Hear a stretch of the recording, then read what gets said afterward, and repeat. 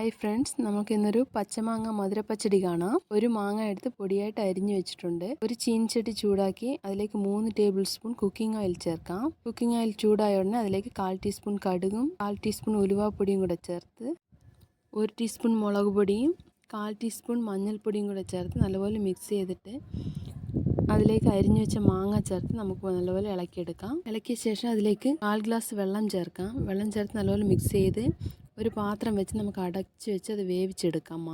മാങ്ങ വേകുമ്പോഴേക്കും നമുക്കൊരു 3 ടീസ്പൂൺ ശർക്കര എടുത്ത് 1/4 ഗ്ലാസ് വെള്ളം ചേർത്ത് ഒന്ന് ചൂടാക്കി ഒന്ന് ഫിൽറ്റർ ചെയ്ത് മാറ്റാം. മാങ്ങ അരവേവായിട്ടുണ്ട്. അതിലേക്ക് ആവശ്യത്തിന് കായപ്പൊടിയും ആവശ്യത്തിന് ഉപ്പും ചേർത്ത് നല്ലപോലെ മിക്സ് ചെയ്യാം. എന്നിട്ട് ഫിൽറ്റർ ചെയ്ത് വെച്ച് ശർക്കര പാനി അതിലേക്ക് ചേർത്ത് നല്ലപോലെ മിക്സ് ചെയ്ത് പറ്റിച്ചെടുക്കാം. അപ്പം നല്ലപോലെ മാങ്ങ പറ്റി വരുന്നുണ്ട്.